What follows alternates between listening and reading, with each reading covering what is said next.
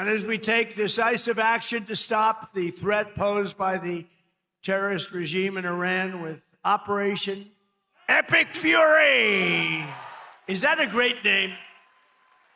Well, it's only good if you win. You know, you can only do. And we've won. Let me tell you, we've won.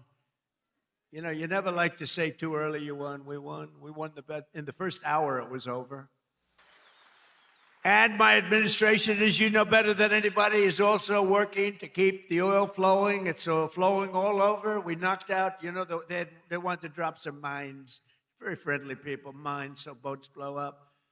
And we knocked out as of, you know, every hour I have to change because they knock them out so fast. I've never seen anything. Think of it.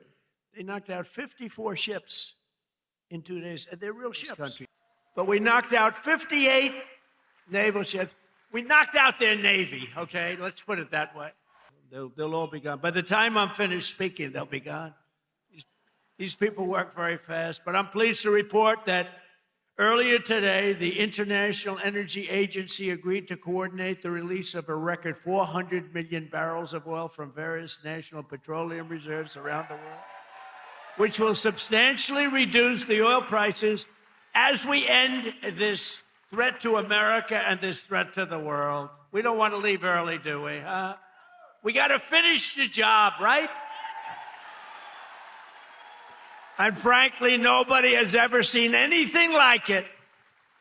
Nobody's ever seen anything like what you're witnessing now, and that can include the original killing of Soleimani and al-Baghdadi, two of the worst killers in the world that I did, as well as Operation Midnight Hammer, where we totally obliterated Iran's nuclear potential. We obliterated it. They don't have nuclear potential. And then after Midnight Hammer, and then we left, we figured that'll be the end of them for a while. But they started again. That's why we got to finish it, right? We don't want to go back every 2 years, and that's because, you know.